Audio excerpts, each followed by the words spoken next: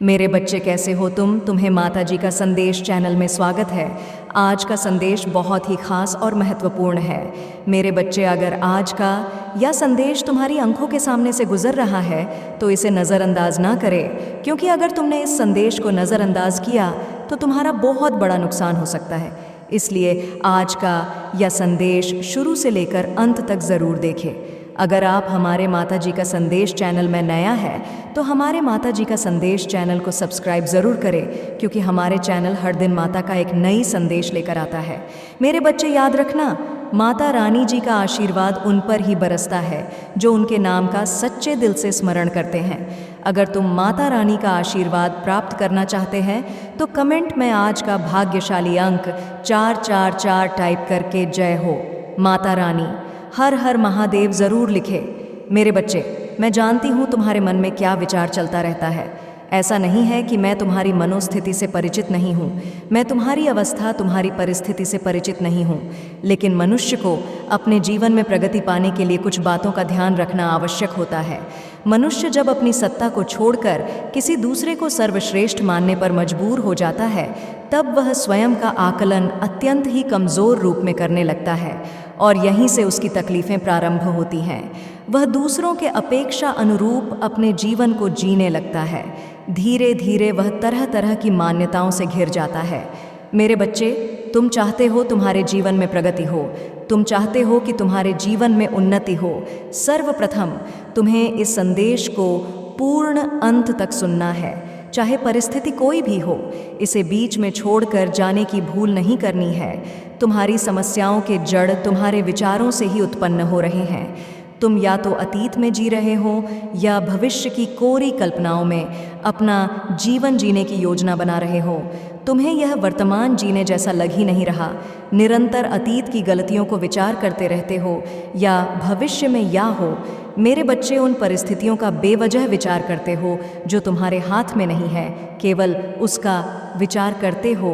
किसी से कैसे बात करोगे, किसी का कैसे सामना करोगे, कोई परिस्थिति आएगी तो उससे कैसे निपटगा, इस तरह की बेबुनियादी बातें निरंतर सोचते रहते हो और फिर तुम्हें लगता है कि दुख ने तुम्हें घेर लिया है। तुम्हें लगता है कि तुम्हारे चारों तरफ दुख आ रहा है। वास्तविकता में उन दुखों को आमंत्रण ही तुम दे रहे हो। जब तुम वर्तमान को जीने जैसा मान लोगे तो वर्तमान के प्रत्येक क्षण को जियोगे। अभी तत्काल यह है, इसका विचार करो। भविष्य कैसा होगा इस चिंता में मत पड़ो। वह तुम अब तक जीवन जीते चले आए। इतने बरस तुमने गुजार दिए। जब अब तक तुम जीवन जीते चले आए हो तो भला आगे तुम्हें इतनी चिंता क्यों हो रही है? मेरे बच्चे, तुम सही मार्ग पर नहीं थे, लेकिन पिछले कुछ समय से तुमने अध्यात्म के मार्ग का चयन किया। वास्तविकता में यह तुम्हारे लिए आवश्यक था और तुम उसी मार्ग पर बढ़ चले हो। तुम्हें चिंता करने की आवश्यकता नहीं है। तुमने जो गलतियां की वह मायने नहीं रखती। आगे क्या होगा यह बिल्कुल भी मायने नहीं रखता। उन बातों को सोचना छोड़ दो जो तुम्हारे नियंत्रण में ही नहीं है। लेकिन मेरे बच्चे, तुम्हारा यह वर्तमान तुम्हारे पूरे नियंत्रण में है। अभी इसी क्षण तुम खुश कैसे रह सकते हो, उसका विचार करो। यह खुशी क्षण बातों, क्षण, चीज़ों से नहीं आती। यह थोड़ी प्रसन्नता के लिए ठीक है, किंतु वास्तव में खुशी तब मिलेगी जब तुम अपने जीवन को निश्चित अनिवार्यता के साथ जियोगे। जिन बातों से तुम्हारा कोई लेना देना नहीं, तुम उन पर बेवजह अपना समय जाया कर रहे हो। दूसरों की बातें करके, दूसरों का विचार करके, किसने क्या कहा, किसने क्या नहीं कहा, इन सब बातों का विचार करके स्वयं को नरक की आग में झोंक रहे हो। मेरे बच्चे, तुम्हें बेवजह की बातों पर अपना दिमाग नहीं लगाना है। सही और गलत के फेर में नहीं पड़ना है। यदि तुम सही और गलत के फेर में पढ़ोगे तो मान्यता और धारणाओं के जाल में फंसते चले जाओगे। इस संसार में सब कुछ इसी नियति द्वारा ही रचित है और नियति कुछ भी सही या गलत के आधार पर तय नहीं करती। मेरे बच्चे, तुमसे कभी भी यह प्रश्न नहीं होगा कि तुमने क्या पाप कर्म किए और क्या पुण्य कर्म किए। मैं इन बातों का हिसाब नहीं रखती। नियति कभी भी इसका हिसाब नहीं रखती कि अतीत में तुमसे क्या भूल हुई और भविष्य में तुम क्या बेहतर करोगे। तुम्हें इसका हिसाब नहीं रखना है। यह जीवन जो अब तक तुमने गंवा दिया उसका विचार ना करो, किंतु अब जो तुम्हारे पास जीवन बचा है, चाहे वह एक क्षण मात्र का हो, एक वर्ष का हो या कितने भी वर्षों का हो, उसे पूरी स्वतंत्रता, पूरी ईमानदारी के साथ जो बिना किसी को किए, बिना किसी और का विचार किए वह करो जो तुम्हारे आनंद के लिए हो। मेरे बच्चे, नियति तुमसे कभी यह नहीं पूछेगी कि तुमने अतीत में कौन सी गलतियां की, यह भी नहीं पूछेगी कि भविष्य में तुम क्या सोचते हो। नियति तो केवल एक बात जानती है कि तुम्हें इस जीवन का उपभोग करने का अवसर मिला है। क्या तुमने पूरे आनंद के साथ उसका उपभोग किया? क्या बिना पछतावे के उसका उपभोग किया? यदि नियति द्वारा प्रदत्त इस जीवन का तुमने पूर्ण उपभोग, पूरी स्वतंत्रता, पूरी ईमानदारी के साथ नहीं किया तो सब कुछ व्यर्थ सा लगने लगेगा। नैतिकता के बनाए हुए सारे मानक बेमाने लगने लगेंगे। जो पैमाने समाज ने तय किए हैं, तुम उसके आधार पर अपना जीवन जीना चाहते हो। यह तो अपने साथ की गया सबसे बड़ा छल है मेरे बच्चे। अपने जीवन को ईमानदारी के साथ अपने अनुभव के आधार पर जीना प्रारंभ करो। मनुष्य जीवन में विभिन्न प्रकार की मान्यताएं प्रचलित हैं। कोई किसी दिन कोई कार्य निश्चित तौर पर नहीं करता तो कोई कुछ कार्य करने के लिए एकदम शुभ मुहूर्त का ही प्रतीक्षा करता रहता है। यह सारी मान्यताएं मनुष्य के विचारों से ही उत्पन्न होती हैं। प्रकृति हिसाब से कार्य नहीं करती। दिन, समय, काल, परिस्थिति, यह सब कुछ अपने आप भी घटित होता है। इस पर तुम्हारा वश नहीं है, इसलिए इसका विचार करना पूरी तरह से बेमाना है। मेरे बच्चे, क्या सही है, क्या गलत है, क्या खाना है, क्या नहीं खाना है, क्या करना है, क्या नहीं करना है, यह सारी बातें निरर्थक हैं, व्यर्थ है। इनका तुम्हारे लिए कोई मूल्य नहीं है, इसलिए इसमें अपना समय गंवाने से तुम्हें कोई लाभ नहीं होगा। अपने शरीर को, अपने प्रकृति को, अपने जीवन को समझो। तुम्हारे लिए क्या आवश्यक है, वह क्या है जो तुम्हारे लिए बेहतर है। फिर वह चाहे किसी भी दिन, किसी भी मुहूर्त पर क्यों ना घटित हो रहा हो, जो तुम्हारे लिए सही है, तुम्हें केवल वह करना है। तुम्हें अपने संसार को समझना। मेरे बच्चे, इस ब्रह्मांड में प्रत्येक मनुष्य का अपना संसार होता है। आज तुम जिस देश काल परिस्थिति में बैठे हो, उससे विपरीत किसी अन्य देश में किसी छोटी सी जगह पर कोई घटना घटित हुई। तुम वह समाचार सुनकर यदि द्रवित हो उठते हो, इससे भला तुम्हें क्या लाभ संसार में सब कुछ घटित हो रहा है। हिंसा, अहिंसा, सब कुछ, किंतु तुम्हें यदि अभी अपने जीवन बेहतर करना है तो वह करो जो तुम्हारे जीवन को, तुम्हारे अपने संसार को बेहतर बना सके। और बदले में प्रकृति को यदि कुछ देना चाहते हो तो उसके लिए प्रकृति का संरक्षण करो। तुम पहरेदार के रूप में हो, स्वयं को ही चोर के रूप में घोषित ना कर लो, स्वयं को ही सिपाही के रूप में घोषित ना कर लो। तुम केवल और केवल इसका उपभोग करने वाले सामान्य जीव की भांति जीव, ऐसा जीव जो प्रकृति से उतना ही लेता है जितनी उसकी आवश्यकता है। मेरे बच्चे, आवश्यकता से अधिक सामान एकत्रित करने वाला मनुष्य सदैव चिंतित ही रहता है। इस संसार में बहुत से मनुष्य ऐसे हैं जो किसी निश्चित मान को, किसी निश्चित वस्तु को कई वर्षों तक संजो कर रखते हैं, जबकि वह उनका ना तो उपयोग करते हैं, ना ही उपभोग करते हैं। यदि वह उस सामान को किसी अन्य व्यक्ति या जीव को दे दे तो उन्हें बड़ी तकलीफ होती है। ऐसा अहंकारी मनुष्य भला सुख की कामना कैसे कर सकता है? सुख पाने के लिए त्याग की भावना सर्वप्रथम आवश्यक है। मेरे बच्चे, मैं जानती हूँ तुम चाहते हो कि प्रत्यक्ष रूप से तुम्हें सब कुछ समझाया जाए। तुम चाहते हो कि प्रत्यक्ष रूप से तुम्हारा साथ दिया जाए, किंतु उसके पहले तुम्हें स्वयं को तैयार रखना होगा। उसके पहले तुम्हें यह समझना होगा क्या जीवन कितना कीमती है। तुम्हें समझना होगा कि तुम व्यर्थ की चिंता पाल रहे हो, तुम बेवजह की बातों में उलझे पड़े हो। तुम्हें धीरे धीरे उन बातों का त्याग करना है। जब तुम धीरे धीरे उन बातों का त्याग करोगे, तुम्हें सब कुछ स्पष्ट होता चला जाएगा। मेरे बच्चे, इस संसार में तुम्हें निश्चित तौर पर लाभ होगा, लेकिन लाभ के लिए स्वयं को योग्य बनाना तुम्हारे लिए अत्यंत आवश्यक है। मनुष्य भगवान को विभिन्न स्थानों, विभिन्न प्रतीकों में ढूंढने का प्रयत्न करता है, किंतु वह कभी भी स्वयं के भीतर नहीं झांकता। जो वह पाना चाहता है वह उसे ही मिला है। जब मनुष्य इस बात को समझ नहीं पाता तो भौतिक संसाधनों में उसे ढूंढने का प्रयास करता है। मनुष्य कभी भी संसाधनों से सुख नहीं प्राप्त कर सकता। सुविधा प्राप्त कर सकता है, किंतु सुख पा लेना बड़ा ही विलक्षण घटना है। सुख पाने के लिए सुख के भाव होना आवश्यक है। मेरे बच्चे, तुम स्वयं को निरंतर कमज़ोर की भांति महसूस करते हो, निरंतर कमज़ोरी की भावना में रहते हो और चाहते हो तुम्हें शक्ति प्रदान किया जाए। यह ब्रह्मांड तुम्हारी भाषा नहीं समझता। संसार में विभिन्न प्रकार की भाषाएं हैं, किंतु ब्रह्मांड जिस भाषा को समझता है वह है भाव की भाषा। तुम जिस भाव में जीते हो, परिस्थिति वैसी ही घटित होती है। तुम दुख के भाव में होकर सुख की कल्पना नहीं कर सकते। अभाव के भाव में होकर तुम चाहते हो तुम्हें समृद्धि प्रदान कर दी जाए। यह अत्यंत कठिन कार्य है। मेरे बच्चे, बचपन से ही तुमने जो कुछ सहा है वह सामान्य तो नहीं था, किंतु हर बार तुम बचते चले आए और आज तुमने इतने वर्ष गुजार दिए। क्या तुमने उस ताकत को महसूस नहीं किया जो तुम्हारे भीतर से आ रही थी? उसी ताकत ने आज तक तुम्हें बचाए रखा। तो आगे की तुम इतनी चिंता क्यों करते हो?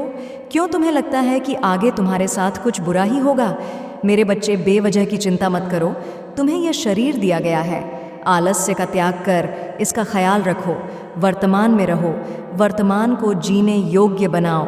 अतीत का पछतावा और भविष्य की चिंता में कुछ भी नहीं रखा। ये वैसी घटित ही नहीं होगी जैसा तुम चाहते हो। दूसरों की नज़रों में अच्छा बनने की तुम्हारी अभिलाषा ही बेकार है। कोई भला तुम्हारे बारे में क्या विचार करता है? यह योग्य बात कब से हो गई? तुम्हें वह करना है जो तुम्हें प्रसन्नता दे, लेकिन उससे किसी और को तकलीफ नहीं होनी चाहिए। मेरे बच्चे, अगर आप माँ काली को सच्चे दिल से मानते हो तो जी, अपना नाम का पहला अक्षर टाइप करके जय माँ काली, हर हर महादेव ज़रूर लिखें और हमारे माता जी का संदेश चैनल को सब्सक्राइब करें ताकि माँ काली जी का आने वाले संदेश आपको सबसे पहले मिल सके। मेरे बच्चे, यही कर्तव्य है। अपने अधिकार और कर्तव्य को एक साथ लेकर चलो। कर्तव्य वह जो करने योग्य है और जो करने योग्य है उसे निश्चित तौर पर करो। मैं फिर से कह रहा हूँ, नियति तुमसे कभी यह नहीं पूछेगी कि तुमने अतीत में कौन सी भूल की है। यह नहीं पूछेगी कि तुम भविष्य की कैसी कल्पना कर रहे हो। नियति केवल एक बात का हिसाब रखती है, तुम्हें वर्तमान जीने के लिए दिया गया। तुम्हें यह जीवन जीने के लिए दिया गया। प्रसन्नता के साथ सुखपूर्वक इसका उपभोग करने के लिए दिया गया। क्या तुमने ऐसा किया या व्यर्थ की ईर्ष्या जलन में फंसे रहे? मेरे बच्चे, कौन तुम्हारे बारे में क्या कहता है, कौन कैसा सोच रहा है, क्या तुम इन्हीं बातों में उलझे रह गए? यदि तुमने ऐसा किया तो इसका सीधा सा अर्थ यह हुआ कि तुमने तुम्हारे जीवन का नियंत्रण किसी और के हाथ में दे दिया। किसी और के कुछ बोलने से तुम खुश हो गए, किसी और के कुछ बोलने से तुम दुखी हो गए, किसी और के द्वारा सम्मान दिए जाने से तुम में प्रसन्नता की लहर दौड़ी और किसी और के द्वारा अपमान किए जाने से तुम आंसुओं के घूं पी गए। यह बातें पूरी तरह से बेबुनियाद है। मेरे बच्चे, स्वतंत्रता के साथ जियो। बेवजह की मान्यताओं पर यकीन मत करो। ऐसा नहीं है कि जो तुमसे पहले जीवन में आए थे उन्होंने जो नियम बना दिए वह सर्वदा सर्वमान्य था। यदि ऐसा होता और उनके द्वारा कोई भूल नहीं हुई होती तो आज भी वह इस संसार में मौजूद हो। तुम जिन युगों की बात करते हो, जिसकी दुहाई देते हो, जिन युगों से तुलना करते हो, तुम्हें लगता है आज का यह जीवन उससे बेकार है, उससे खराब है, उस अच्छी स्थिति में नहीं है। मेरे बच्चे, तुम इन भूलों में मत पड़ो। यदि ऐसा होता तो वह युग कभी समाप्त ही ना हुए होते। आज का ही युग सबसे बेहतर है। अतीत में बीता हुआ सारा समय काल एक स्वप्न से ज़्यादा कुछ भी नहीं। भविष्य में आने वाला युग कालखंड एक कल्पना से ज़्यादा कुछ नहीं। यदि सत्यता है तो इसी वर्तमान में है, जहाँ तुम अभी हो, जिस क्षण में हो। और यदि तुमने इस क्षण में ईश्वर को ढूंढ लिया, यदि तुमने इस क्षण में अपने आप को पा लिया, मुझे पा लिया, स्वयं को पा लिया, उस एक को समझ गए जो तुम में विराजमान है, तो तुम ही श्रेष्ठ हो, तो तुम ही सब कुछ हो। मेरी बात तुम्हें बेहद ही ध्यानपूर्वक सुननी और समझनी होगी। मेरे बच्चे, मैं जानती हूँ कि तुम्हारे जीवन में तुम्हें धन की आवश्यकता है, लेकिन धन तुम्हें संतोष नहीं दे सकता। पहले स्वयं के स्वभाव में परिवर्तन करने का विचार करो, स्वयं में बदलाव करो, निडरता को अपनाओ। जब तक तुम में भय विराजमान है, तुम में ईश्वरीय गुण नहीं आ सकता, तुम में दैवीय गुण नहीं आ सकता। इस भय का त्याग कर दो, रोशनी की तलाश में निकलो। मेरे बच्चे, जो मैं तुमसे कह रही हूँ उस पर पूरा ध्यान लगाओ। यह समझने का प्रयास करो कि तुम्हारा जीवन किस दिशा की तरफ बढ़ रहा है।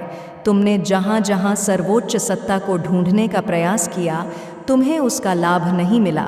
एक बार स्वयं के भीतर उतरने का प्रयास करो।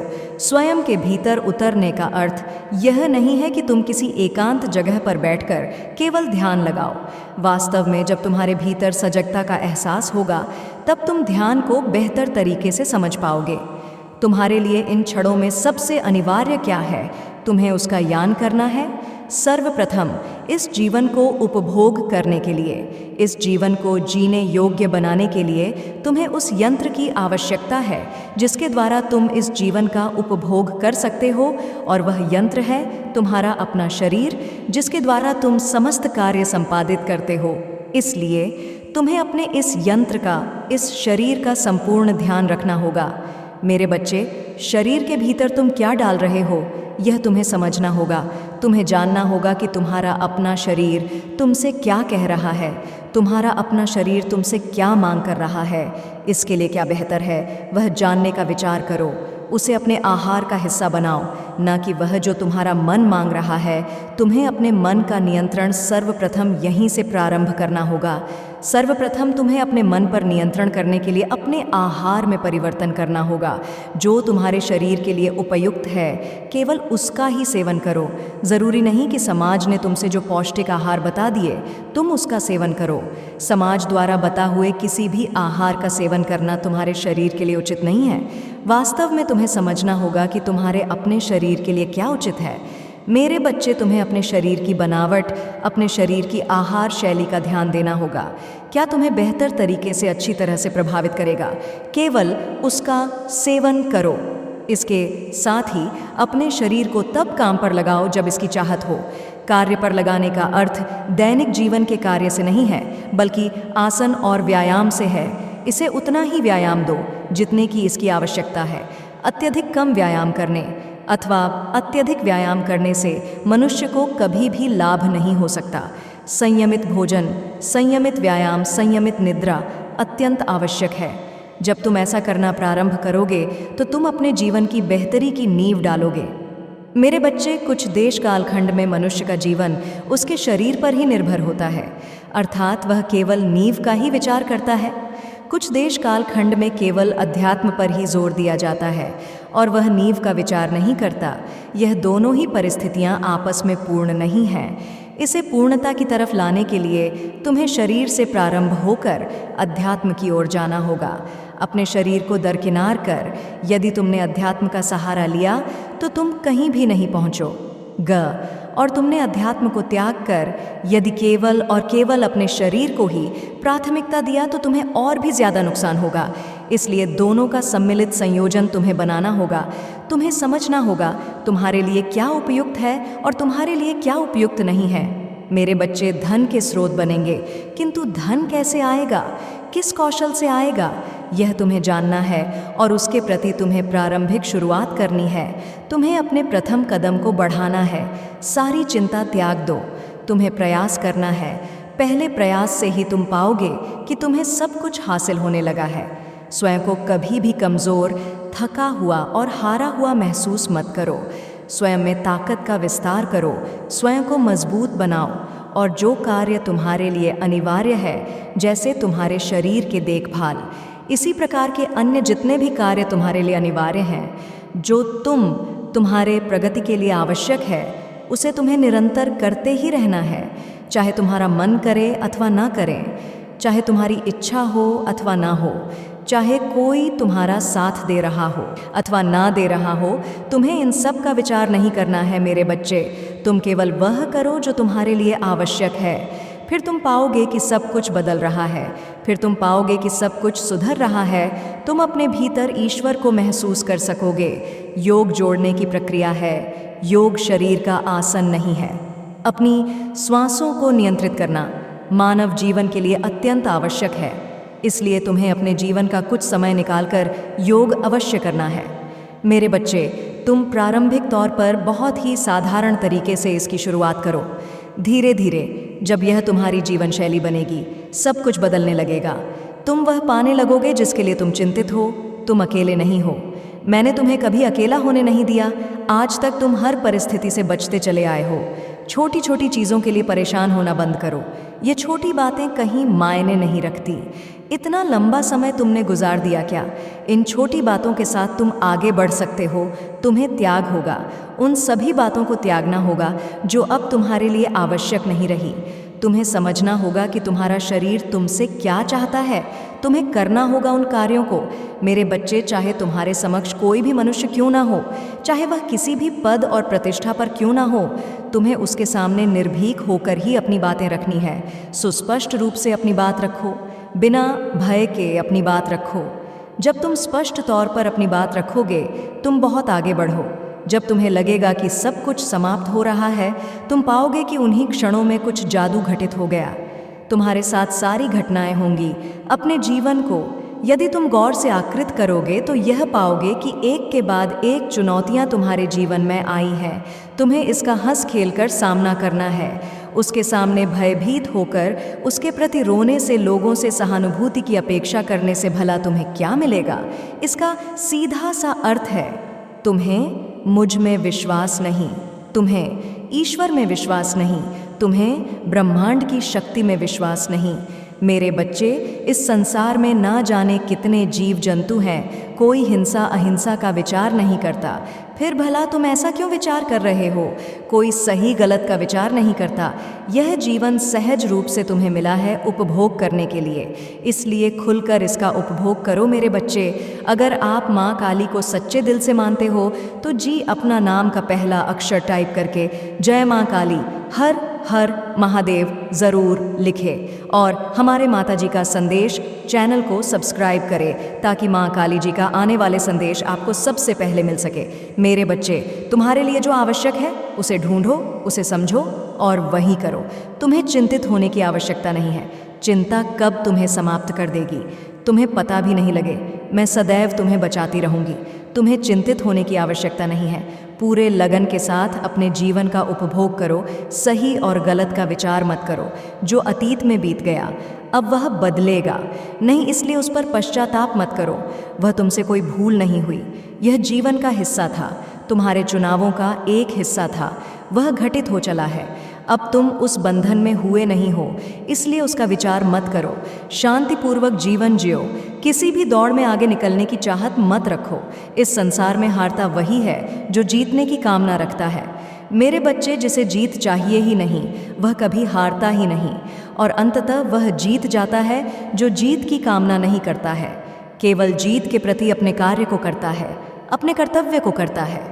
मैं फिर से कह रही हूँ, कर्तव्य वह जो करने योग्य है और तुम्हें वही करना है। तुम्हारा जीवन निश्चित तौर पर बदलेगा। मैं अवश्य आऊँगी तुम्हारा मार्गदर्शन करने। तुम अपने आप को अकेला ना समझना। तुमने मुझसे विनती की है, तुमने प्रार्थना की है। तुम्हारी प्रार्थना निश्चित तौर पर कबूल हुई है, स्वीकार कर ली गई है। मेरे बच्चे, इस संदेश को प्राप्त करने वाली सभी दिव्य आत्माएं पुण्यता से भरी हुई हैं। वह बेहद ही भाग्यशाली है क्योंकि अब प्रकृति द्वारा उनका चयन कर लिया गया है और तुम उन्हीं दिव्य आत्माओं में से एक हो। इसलिए तुम तक यह संदेश खुद ब खुदा संगीत, और जिसके कारण तुम्हें बहुत ही जल्द वह प्राप्त होने वाला है जिसका तुम्हारे जीवन में आना भी बहुत आवश्यक है।